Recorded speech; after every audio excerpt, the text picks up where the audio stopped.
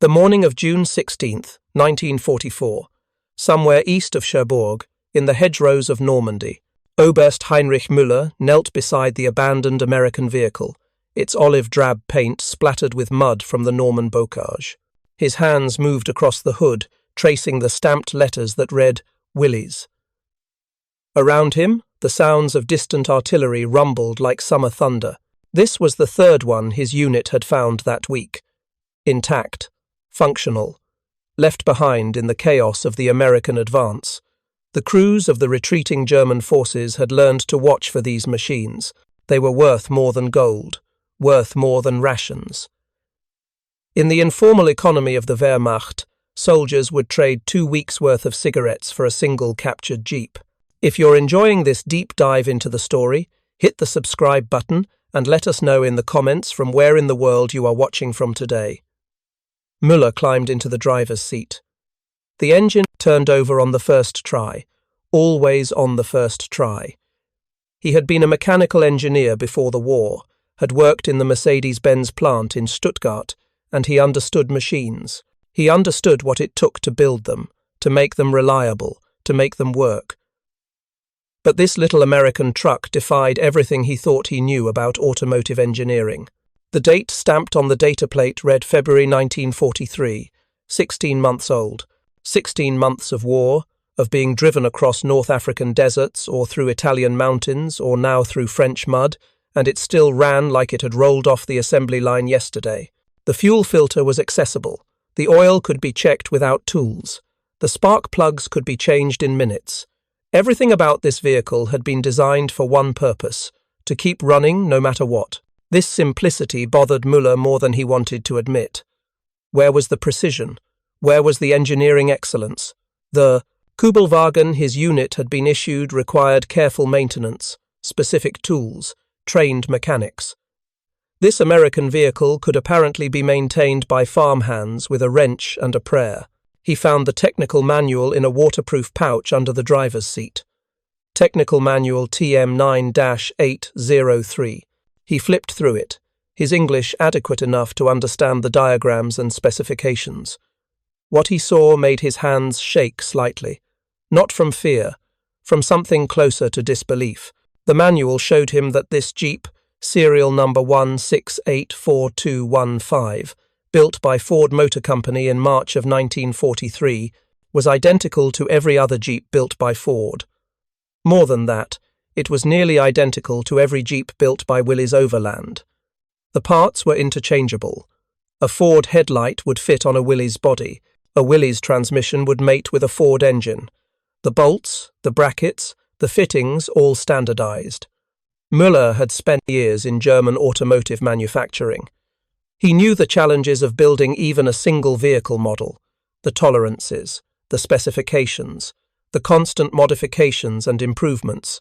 The idea that two completely different companies, Ford and Willys, could build the same vehicle with completely interchangeable parts seemed impossible.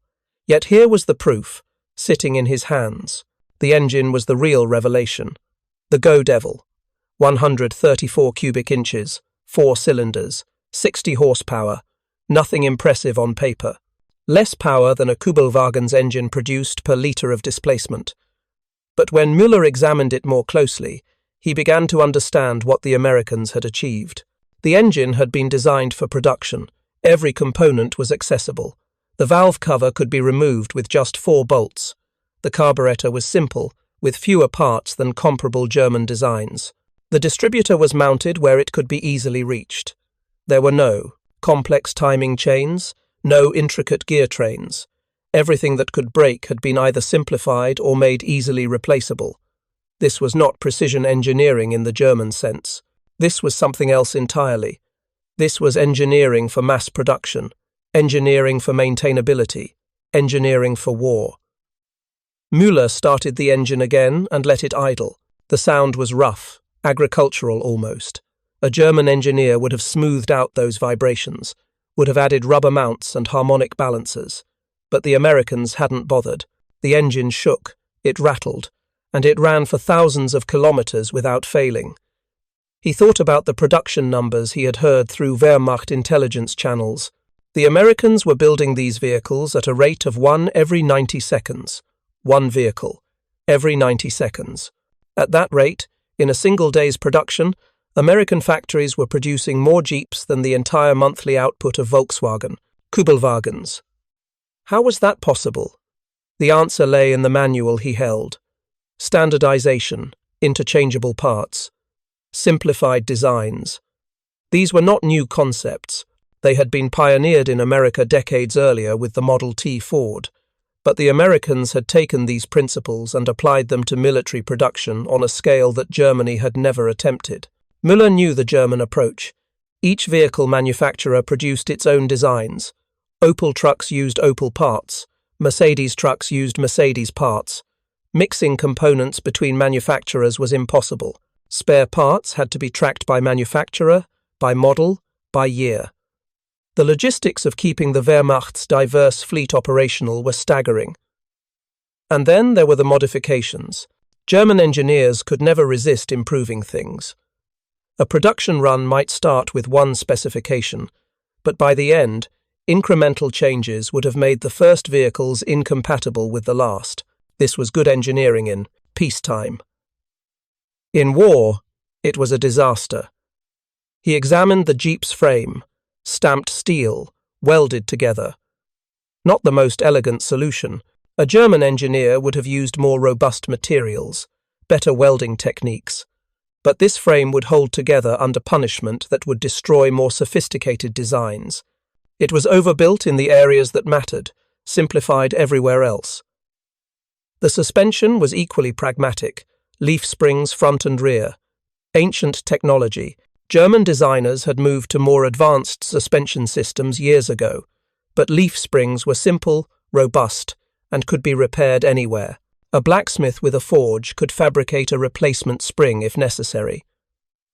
Try doing that with the complex torsion bar suspension on a Kübelwagen. Müller climbed out and walked around the vehicle again. Every detail told the same story. This was not a vehicle designed to win engineering awards.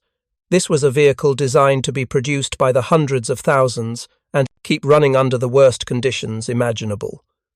The Americans had understood something fundamental about industrial warfare that Germany was still struggling to grasp. The Führer spoke constantly of wonder weapons, of technological superiority, of German engineering excellence conquering inferior Allied designs through pure quality.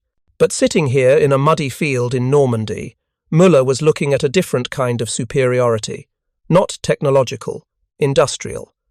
He thought about the Mercedes plant where he had worked, the skilled craftsmen, the precise machining, the attention to detail. Every vehicle that left the plant was a masterpiece of engineering, but the plant could produce perhaps 50 vehicles per day at peak capacity, and each one was slightly different, requiring individual adjustment and fitting.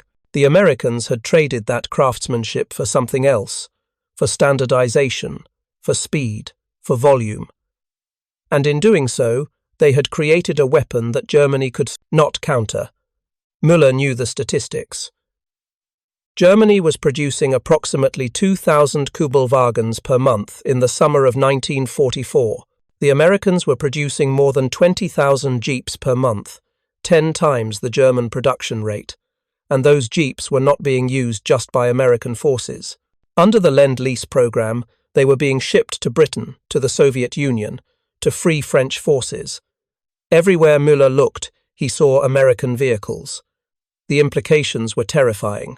This little truck represented a fundamental shift in how war was being waged, not through superior technology, but through superior production.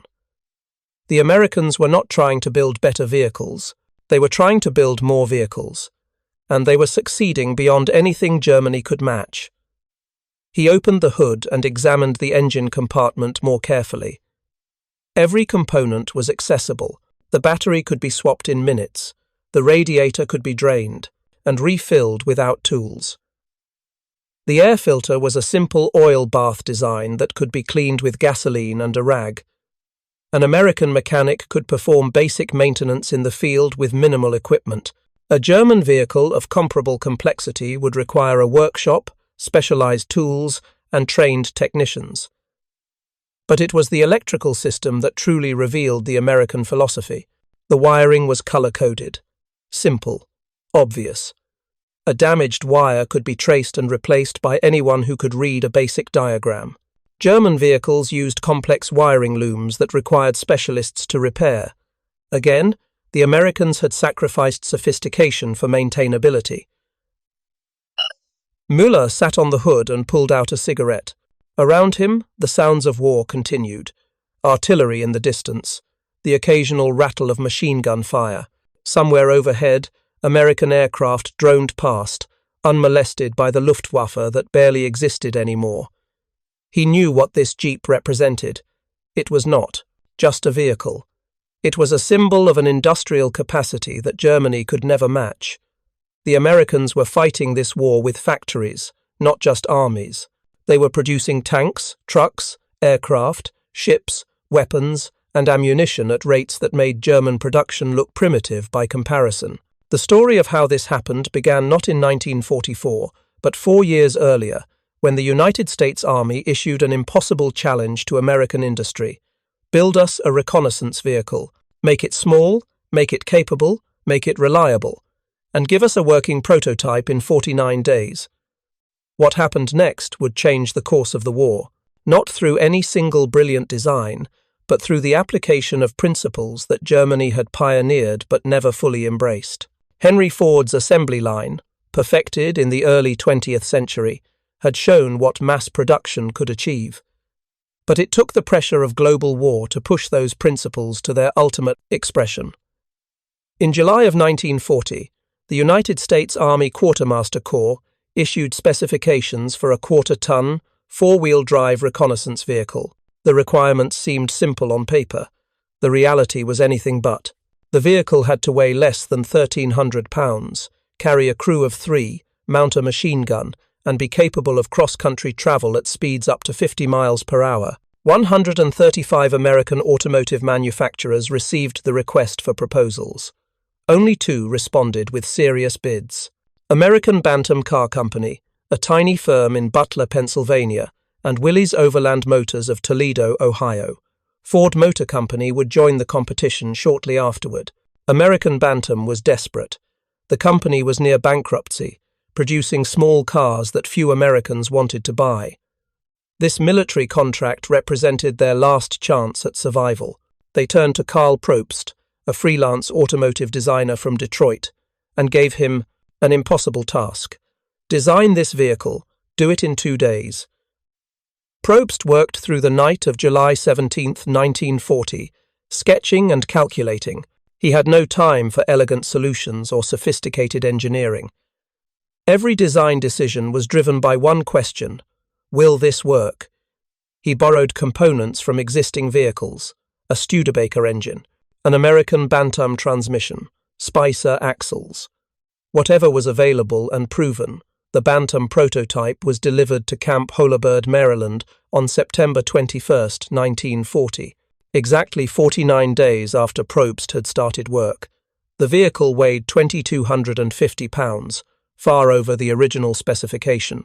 But it worked. It climbed grades. It forded streams. It carried the required load. Most importantly, it demonstrated that the basic concept was viable. Willys Overland followed with their own prototype in November. Their design featured a more powerful engine, the Go Devil, which produced 60 horsepower compared to the Bantam's 45. Ford submitted their prototype shortly afterward, featuring a stamped steel grille that would become iconic. The Army tested all 3 vehicles and declared all 3 acceptable. But there was a problem. American Bantam, the company that had pioneered the design, lacked the production capacity to build the vehicles in the quantities the Army needed. Willys Overland and Ford had the factories, the workforce, and the experience with mass production. In July of 1941, the Army made a decision that would prove critical. They standardized the design. They took the best features from all 3 prototypes and created a single specification that both Willys and Ford would produce. The Bantam design, the Willys engine, the Ford grille, all combined into one vehicle with one set of specifications and completely interchangeable parts. This was the breakthrough that Germany never achieved. Not a single superior design, but a standardized design that multiple manufacturers could produce identically. The technical challenges were enormous. Willys and Ford were competitors. They used different manufacturing processes, different suppliers, different tooling. Making their parts interchangeable required unprecedented cooperation and precise specifications. The solution was documentation. Detailed engineering drawings, exact specifications for every component. Tolerance standards that all suppliers had to meet. Quality control procedures that ensured consistency. This was not glamorous work. It was tedious, bureaucratic, and absolutely essential. By the end of 1941, production was ramping up. Willys was producing the MB model. Ford was producing the GPW model. Every part that went into a Willys Jeep could be installed in a Ford Jeep and vice versa. A fuel pump manufactured in Toledo would work in a vehicle assembled in Detroit. This interchangeability extended down to individual bolts and screws. Ford, with their decades of experience in mass production, brought another innovation. They redesigned components to make them easier to manufacture. The stamped steel grille replaced an earlier welded bar design. It was cheaper, faster to produce, and lighter. Ford stamped an F on every component they manufactured, down to individual bolts, ensuring they received credit for their contribution. But the parts still fit perfectly in Willys vehicles. Production rates climbed rapidly. By 1942, the factories were producing over 8,000 Jeeps per month. By 1943, monthly production exceeded 20,000 vehicles. The peak came in 1944, when American factories were completing one Jeep every 90 seconds during working hours. This production rate was possible only because of the standardization and simplification that had been built into every aspect of the design. The Go Devil engine used just 4 cylinders, simpler than more powerful designs, but adequate for the task and infinitely easier to manufacture in volume. The electrical system used a simple 6-volt design with minimal complexity. The transmission had just 3 forward gears, not the 4 or 5 that would have provided better performance, but added manufacturing complexity. Every design decision reflected the same philosophy. Good enough was better than perfect. Reliability was more important than performance. Ease of manufacture trumped sophistication. These were principles that Henry Ford had pioneered with the Model T in 1908, but applying them to a complex 4-wheel drive military vehicle required rethinking every assumption about automotive engineering. The contrast with German production could not have been more stark. Germany entered World War II with an automotive industry that produced vehicles the same way craftsmen had built coaches in the 19th century. Skilled workers fitted components individually. Tolerances were maintained through hand-fitting rather than precision manufacturing. Each vehicle was slightly unique. This approach produced excellent vehicles. German trucks and cars of the pre-war era were masterpieces of engineering, but they could not be produced in the volumes modern war demanded. And when they broke down, which all mechanical devices eventually do, they required skilled mechanics with specialized tools to repair. Müller stubbed out his cigarette and started the Jeep again. He drove it in a circle around the field, feeling how it handled. The steering was heavy, without power assist. The ride was rough, the suspension transmitting every bump directly to the occupants. The brakes required significant foot pressure. By German standards, this was a crude vehicle. But it worked. It would work tomorrow, it would work next month. And when something finally did break, any mechanic with basic tools could fix it. He thought about the Kübelwagens his unit had been issued. Excellent vehicles in many ways. The air-cooled engine was reliable in extreme temperatures. The reduction gears provided good low-speed torque. The lightweight made them easier to maneuver, but they lacked 4-wheel drive, limiting their cross-country capability. They used a complex overlapping road wheel design that looked impressive but was difficult to maintain. And, most critically, they were being produced at a rate that could never keep up with losses. The Germans had tried to achieve standardization. In the 1930s, the Wehrmacht had developed the Shell program, named after Adolf von Schell, who attempted to rationalize military vehicle production. The program reduced the number of vehicle types and standardized components where possible, but it was implemented half-heartedly, and by 1939, the Wehrmacht still operated dozens of different truck types from multiple manufacturers. This diversity was a logistical nightmare. Spare parts had to be tracked by manufacturer and model. Mechanics needed training on multiple vehicle types. Field repair was complicated by the lack of interchangeable components. The Americans had solved this problem by brute force standardization. The Germans had tried to solve it by improving organization. One approach worked, the other did not. Müller drove the jeep back to where his men were waiting. They watched with envy. Everyone wanted one of these American vehicles. They were faster than motorcycles, more versatile than trucks, and far more reliable than anything in the German inventory. One of his sergeants approached. "Herr Oberst, are we keeping this one?" Müller nodded. "For now, until higher headquarters confiscates it. You know how this works." The sergeant grinned. "Then we should enjoy it while we can." This was a common pattern.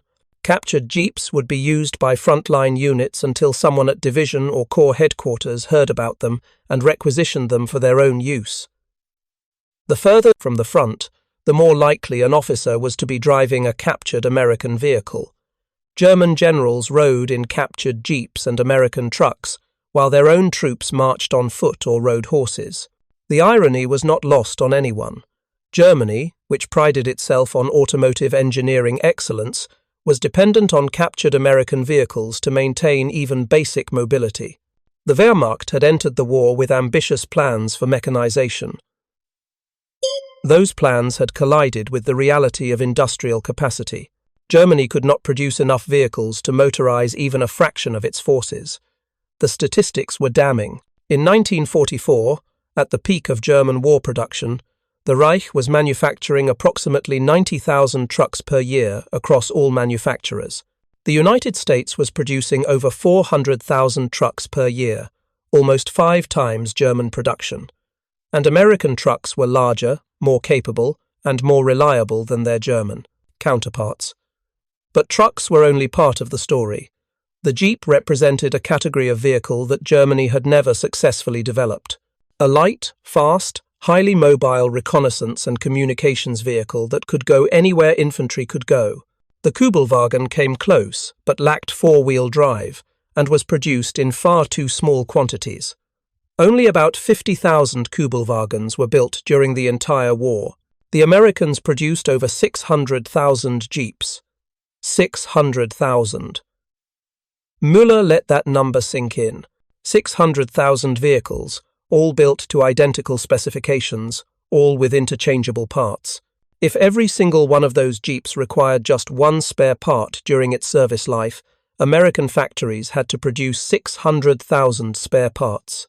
And because the parts were standardized, those spares could be stockpiled, distributed, and used for any vehicle in the fleet.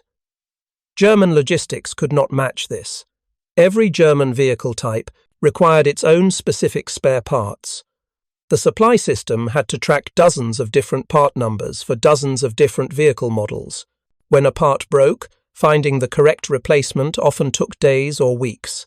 With the Jeep, finding a replacement meant grabbing it from the nearest supply depot, where parts fit any vehicle regardless of which factory had built it. This was the true genius of American mass production. Not building vehicles faster, though they certainly did that. The genius was in making those vehicles supportable, in creating a logistics system so simple that it could function even under the chaos of war. Müller thought back to his time at the Mercedes-Benz plant in Stuttgart. Before the war, the company had prided itself on producing vehicles that were engineering marvels. Each truck that rolled off the assembly line was unique in subtle ways. Tolerances were maintained through skilled fitting. Components were adjusted and tuned individually. The result was a vehicle that performed beautifully. When it worked, the problem was maintenance. A Mercedes truck required regular attention from mechanics who understood its intricacies. Oil changes followed strict procedures. Timing adjustments required expertise. When something broke, replacement parts had to be ordered from the factory, which might take weeks to arrive. In peacetime, this was acceptable. In war, it was fatal. The Americans had approached the problem differently. They had designed their vehicles to be maintained by anyone with basic mechanical knowledge. The Jeep's maintenance schedule was simple. Change the oil every 1,000 miles. Check the tire pressure. Grease the fittings. That was it. No complex adjustments. No specialized procedures. A farm boy who had maintained tractors could keep a Jeep running.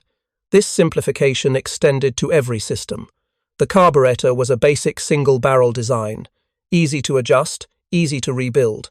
German vehicles used more sophisticated carburetors that provided better fuel economy and performance, but required skilled technicians to maintain. The American design sacrificed a few percentage points of efficiency for massive gains in reliability and maintainability. The transmission told the same story. 3 forward gears, simple synchromesh design, straightforward shift pattern. A German engineer could design a better transmission, a transmission with more gears, smoother shifts, better efficiency. But that better transmission would be harder to manufacture, harder to maintain, and more prone to failure. The Americans had chosen good enough over perfect, and in war, good enough was winning. Müller walked to where his staff car sat, a captured French Citroën that they had been using since the retreat began. It was a fine vehicle, comfortable and sophisticated, but it was also temperamental. The complex hydropneumatic suspension required specialized knowledge to maintain. The unique engine design meant that spare parts were nearly impossible to find. They had kept it running through improvisation and luck. That luck would run out eventually. He looked at the Jeep again. Crude, simple, unstoppable. The realization that had been building in his mind finally crystallized. Germany was losing this war, not on the battlefield, but in the factory. The Wehrmacht could win tactical victories. German weapons were often superior in direct comparison. The Panther tank was better than the Sherman. The MG-42 machine gun was better than the Browning. German artillery was more accurate. German small arms were more sophisticated. But none of that mattered if Germany could not produce enough of those superior weapons to make a difference. And more importantly, it did not matter if those weapons could not be kept in service because spare parts were unavailable or repairs were too complex. The Americans had understood something fundamental. In industrial warfare, the winner was not the side with the best weapons. The winner was the side that could keep the most weapons in the field for the longest time. Quality mattered less than quantity, but both mattered less than sustainability. This principle extended beyond vehicles. American aircraft were the same way. The P-51 Mustang was not the most sophisticated fighter in the sky. The British Spitfire had better maneuverability. German fighters had heavier armament, but the Mustang could be produced by the thousands, flown by average pilots, and maintained in the field with basic tools.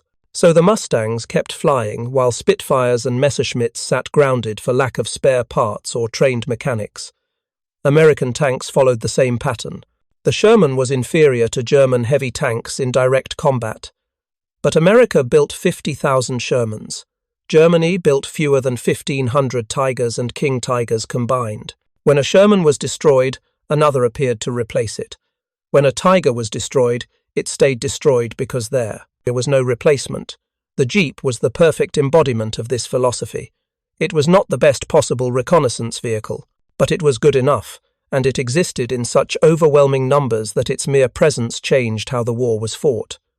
American forces used Jeeps for everything: command vehicles, ambulances, weapons, platforms, supply carriers, communications hubs, reconnaissance patrols. The vehicle's versatility came not from sophisticated design, but from its fundamental simplicity and reliability. Müller had read intelligence reports about American industrial capacity. The numbers seemed impossible. In 1944, American factories produced almost 90,000 aircraft. Germany produced fewer than 40,000. American shipyards launched over 7 million tons of shipping. German yards managed less than 1 million tons. American factories produced over 50,000 armored vehicles. Germany produced fewer than 30,000. But the true measure of American industrial dominance was not just in the numbers of vehicles produced. It was in how those vehicles were supported. Every Jeep came with a complete set of tools. Every unit was issued technical manuals. Spare parts were distributed to every level of the supply system. Maintenance was decentralized, with repairs performed at the lowest possible level. German logistics worked differently. Spare parts were centralized. Major repairs required sending vehicles back to depot-level facilities. Field maintenance was limited by the availability of specialized tools and trained personnel. This system worked adequately in peacetime, when vehicles could be rotated through maintenance cycles. In war, with constant combat operations and no time for proper maintenance schedules, the system collapsed. The result was visible everywhere in Normandy. German vehicles sat abandoned beside roads, not destroyed by enemy fire but disabled by mechanical failure. Transmissions that failed, engines that seized, final drives that stripped their gears. These vehicles could have been repaired given time, tools, and spare parts. But in the chaos of retreat, none of those things were available. So the vehicles were destroyed to prevent capture, adding to the ever-growing list of material losses that Germany could not replace. Meanwhile, American vehicles kept running. Müller had seen Jeeps that had clearly been through hell. Bullet holes in the body, shattered windshields, battered fenders. But the engines still ran. The transmissions still shifted. The four-wheel drive still engaged. These vehicles absorbed punishment that would have disabled more sophisticated designs. Part of this resilience came from over-engineering in key areas. The frame was heavier than it needed to be for the vehicle's weight. The axles were stronger than strictly necessary. The springs were rated for loads far exceeding the Jeep's payload capacity. This was not wasteful over-design. It was intentional. Robustness. The Americans had built-in safety margins that allowed the vehicle to survive abuse that would destroy a vehicle designed to tighter tolerances. German engineering philosophy worked differently. Components were designed to be just strong enough for their intended purpose. This minimized weight and cost.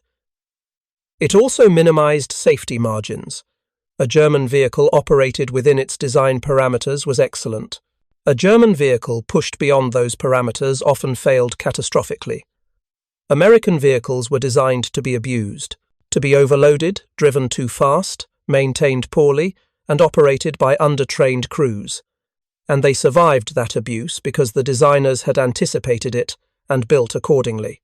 If you find this story engaging, please take a moment to subscribe and enable notifications. It helps us continue producing in-depth content like this. The afternoon sun was lower now, casting long shadows across the Norman fields. Müller knew they would have to move, soon. The Americans were advancing, and his unit needed to reach the new defensive positions before nightfall. He gathered his officers and gave the orders. They would take the captured Jeep with them. It would serve as his command vehicle until it was inevitably confiscated or destroyed. As his unit prepared to move, Müller thought about what he would report to his superiors. He could describe the vehicle in technical terms: engine displacement, horsepower, weight, dimensions. But those numbers would miss the point. The Jeep's significance was not in its specifications, but in what it represented. It represented an industrial system that Germany could not match, a system that had solved the fundamental problem of modern warfare: how to produce and sustain military equipment in quantities sufficient to overwhelm any opponent, regardless of qualitative advantages.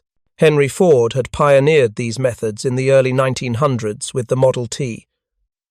By 1927, Ford had produced 15 million Model T automobiles using assembly line production. Each vehicle was identical. Each used standardized parts. The price dropped from $850 in 1908 to less than $300 by the 1920s. Ford had proven that mass production could work, but mass production alone was not enough. The Soviets had embraced mass production in the 1930s, building enormous factories that churned out tanks and trucks. But Soviet quality control was poor. Soviet vehicles were crude and unreliable. Mass production without quality control produced masses of junk. The Americans had found the balance. They produced vehicles in massive quantities, but those vehicles were reliable. They were simple enough to be manufactured quickly, but robust enough to survive combat conditions. They were standardized enough that parts were interchangeable, but flexible enough that the design could be modified and improved without disrupting production. The Ford GPW that Müller was now sitting in had been built in March of 1943. By that date, Ford had already incorporated over 24 design improvements based on field experience. The grille had been modified. The electrical system had been upgraded. The frame had been reinforced in areas that showed excessive wear. But all of these changes were backwards compatible. Parts from early production Jeeps could still be used in late production vehicles. This continuous improvement while maintaining standardization was another American innovation. German production worked differently. When problems were identified, engineers would design comprehensive solutions that required retooling and often made new vehicles incompatible with older ones. The result was that German production runs were short, with frequent changes that disrupted manufacturing. American production runs were measured in the tens of thousands. Minor improvements were incorporated continuously without stopping the line. Major changes were batched and implemented during planned production breaks. The result was that American factories maintained consistent output while still improving their products. Müller started the Jeep and pulled into the column of German vehicles preparing to move. His Jeep stood out among the Kübelwagens and motorcycles, a visible symbol of American industrial power. Some of his men looked at it with envy, others with resignation. Everyone understood what it meant. The convoy moved slowly along the narrow French roads, heading east toward new defensive positions that everyone knew would not hold. The American advance was relentless, not because American troops were better soldiers, but because they were supported by an industrial machine that never stopped producing, never stopped supplying, never stopped replacing losses. Müller thought about the strategic implications. Germany had entered this war believing that superior technology and superior troops could overcome numerical disadvantages. The Wehrmacht had conquered Poland in weeks, France in months, pushed deep into the Soviet Union. German weapons were the finest in the world. German tactics were revolutionary. German soldiers were superbly trained. But all of those advantages were being ground down by industrial attrition. For every Panther tank Germany produced, America produced 5 Shermans. For every Kübelwagen, America produced 10 Jeeps. For every Focke-Wulf fighter, America produced 15 Thunderbolts or Mustangs. The mathematics of attrition were simple and brutal. Germany could win individual battles. German forces could destroy more enemy vehicles than they lost. But America could replace those losses faster than Germany could inflict them. The equation was unsustainable. And it was not just America. British factories were producing their own vehicles, their own aircraft, their own weapons. Soviet factories, evacuated beyond the Urals, were churning out T-34 tanks at rates that made German production look insignificant. The Axis faced the combined industrial output of 3 great powers, and the disparity was overwhelming. The Jeep represented all of this. It was not just a vehicle. It was a manifestation of an economic system that could outproduce, outsupply, and outsustain the German Reich, and there was nothing Germany could do about it. German leaders had recognized the danger of American industrial capacity. In 1941, when Hitler declared war on the United States following Pearl Harbor, some of his advisors had warned about American production potential. They were dismissed. America was far away. America was unwarlike. America would take years to mobilize. Germany would win in the East before American power could be brought to bear. Every one of those assumptions had been wrong. America had mobilized with stunning speed. American troops were fighting effectively in Africa, in Italy, and now in France. And American industry was producing weapons in quantities that dwarfed German output. The The convoy stopped. Ahead, a bridge had been destroyed by Allied aircraft. Müller got out of the jeep and walked forward to assess the situation. The stream was shallow enough to ford, but the banks were steep. German trucks would struggle with the crossing. Kübelwagons might make it with difficulty. He got back in the jeep, engaged the four-wheel drive, and drove down the bank.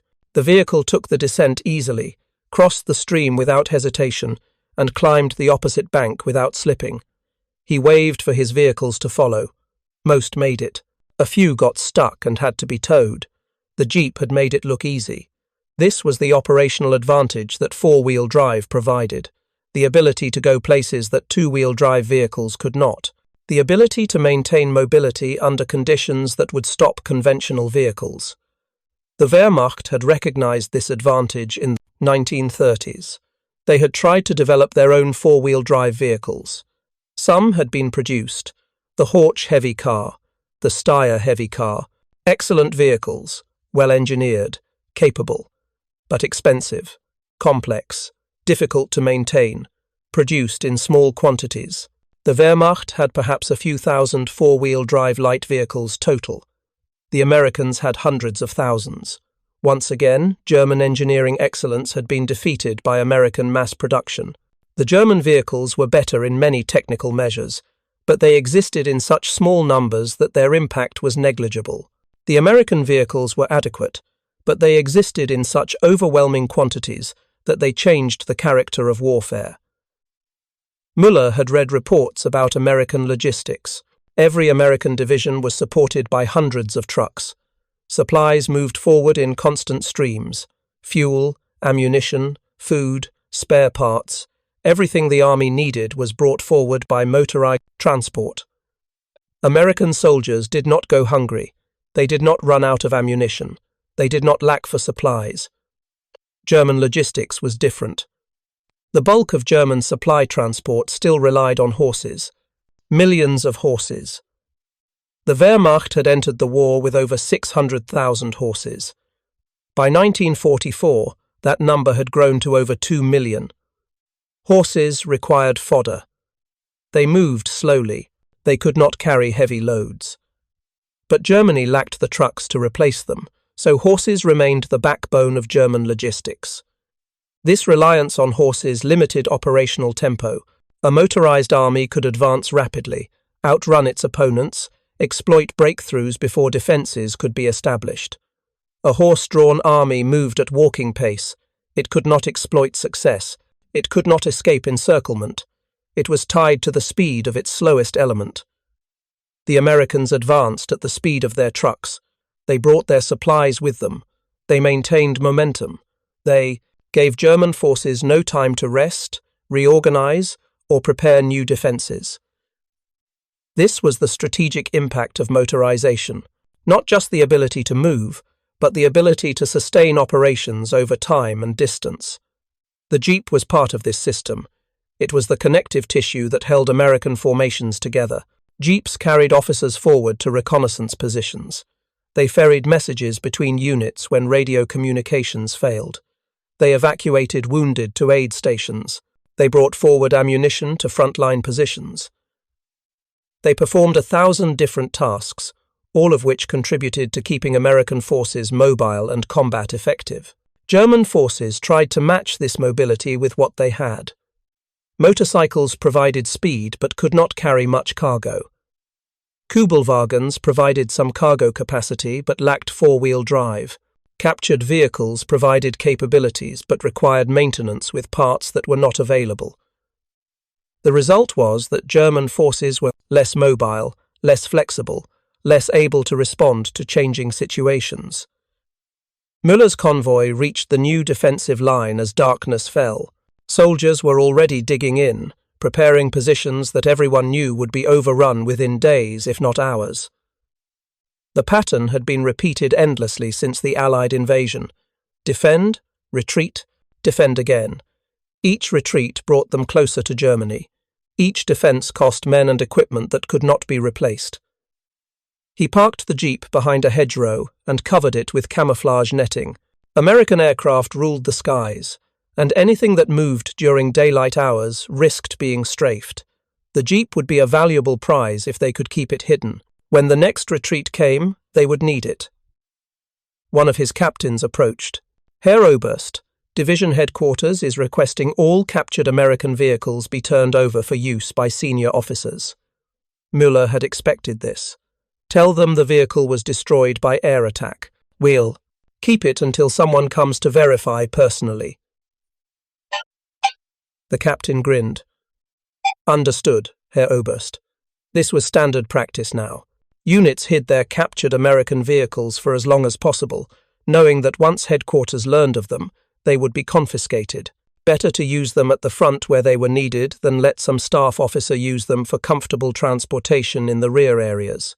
Müller spread his maps on the hood of the jeep, using a shielded flashlight to study the terrain ahead. The Americans were advancing on multiple axes. German forces were spread thin, trying to defend everywhere and defending nowhere effectively. The reserves that might have stopped breakthrough were non-existent. Everything had been committed already. He thought about the jeep's engine again. That simple, robust Go Devil design. 60 horsepower was not impressive by any measure, but it was enough. That was the key insight. Enough was better than excellent if enough could be. Produced in quantity and excellent could not. Germany had focused on excellence. The Maybach engines in German tanks were marvels of engineering. Powerful, smooth, sophisticated, they were also complex, expensive, and difficult to manufacture. Germany could produce perhaps 1,500 tank engines per month. America could produce 5,000. The same pattern repeated across every category of military equipment. German machine guns were more sophisticated. American machine guns were simpler and produced in greater quantity. German artillery was more accurate. American artillery was more numerous. German submarines were more capable. American shipyards built Liberty ships faster than submarines could sink them. In every case, German excellence was being overwhelmed by American adequacy, multiplied by massive scale. This was not the war German planners had envisioned. They had planned for a quick war, won by superior technology and tactics. They were fighting a long war of industrial attrition, and Germany was on the losing side of that equation. Müller folded his maps and went to find his command post. Tomorrow would bring another American attack, another retreat, another step closer to inevitable defeat. The jeep would be there, starting on the first try, ready to move when movement was needed. A small thing, a simple thing, but in its simplicity lay a lesson that Germany had learned too late. The war would not be won by building the best tanks or the best aircraft or the best anything. The war would be won by building enough tanks, enough aircraft, enough of everything to overwhelm the enemy through sheer quantity. And in that contest, America had already won. The German engineers who had designed the Kübelwagen had created an excellent vehicle. The American engineers who had designed the jeep had created an adequate vehicle, but adequacy could be mass-produced. Excellence could not. And in war, mass production was the ultimate weapon. 3 weeks later, Müller's jeep was destroyed by Allied artillery near the German border. By then, he understood the truth completely. Germany had built masterpieces. America had built millions. The jeep's legacy was not in its engineering, but in proving that simplicity, standardization, and mass production could defeat sophistication. When the war ended, over 647,000 jeeps had been produced. They had carried Allied forces across Africa, Europe, and the Pacific. Simple, reliable, unstoppable. Thank you for watching. For more detailed historical breakdowns, check out the other videos on your screen now and don't forget to subscribe.